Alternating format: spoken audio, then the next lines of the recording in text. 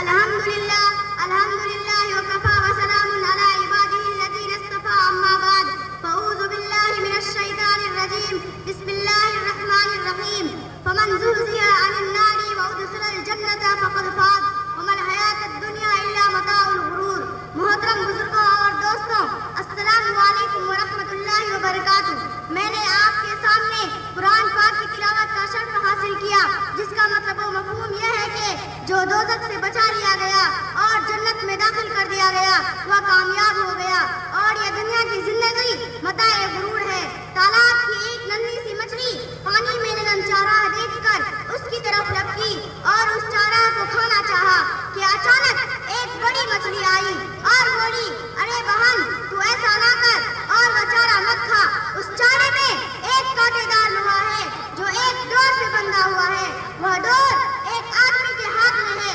آدمی اس انتظار میں ہے کہ تو اس چارے کو کھائے، کانٹا تیری حلق میں پھنسے اور ڈور کھینچ کر تجھ کو پانی سے باہر نکال کر تجھ کو اپنا قبضہ میں کرے، پھر گھر جا کر تجھ کو کاٹ کر پکائے اور 32 دانتوں کے بیچ تجھ کو چبائے۔ پیاری نادان بہن، میری بات مان لے، یہ مصیبت مول نہ لے۔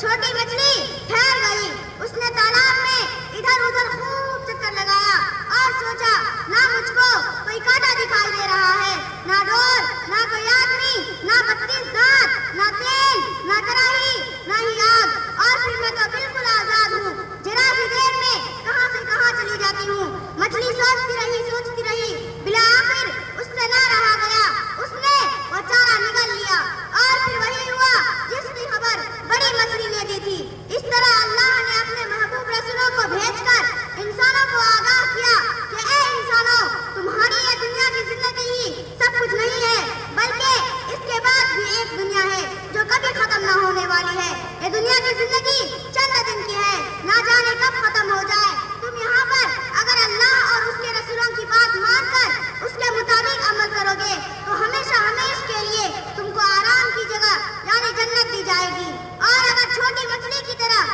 غفلت اور لاپرواہی، لالچ اور حرص سے کام لیا، رسولوں کی بات نہ مان کر اپنی سمجھ سے کام لیا، اپنی مرضی کے مطابق زندگی گزاری، تو ایک نہ ایک دن تم کو موت آ جائے گی اور اپنے ایک ایک عمل کا حساب دینا پڑے گا، اور تم کو ہمیشہ کی تکلیف والی جگہ یعنی جہنم میں جانا پڑے گا۔ موت کی بات والی زندگی کا نام ہی آخرت ہے۔ جن لوگوں نے نبیوں اور رسولوں کی بات مانی اور ان کے بتائے راستے پر چلے وہ کامیاب ہوئے، اور جنہوں نے بات نہ مانی اور شرکتیں کی وہ ناکام ہوئے۔ اللہ کا شکر ہے کہ ہم مسلمان ہیں اور آخرت پر یقین رکھتے ہیں، لیکن آپ زیادہ تر مسلمان دنیا والوں کی طرح دنیا کی زندگی میں پھنس گئے ہیں اور آخرت کو بھلا بیٹھے ہیں۔ یہی وجہ ہے کہ آج ہم پریشان ہیں۔ ہم کو آخرت کا یقین تو ہے، لیکن یہ یقین بہت ہی کمزور ہے۔ ہماری دنیا کی زندگی بن جائے اس کی ہم کو بہت فکر ہے، مگر ہمارا آخرت میں کیا ہوگا، ہم آخرت کی کتنی تیاری کر رہے ہیں، ہم کو اس کا احساس تک نہیں ہے۔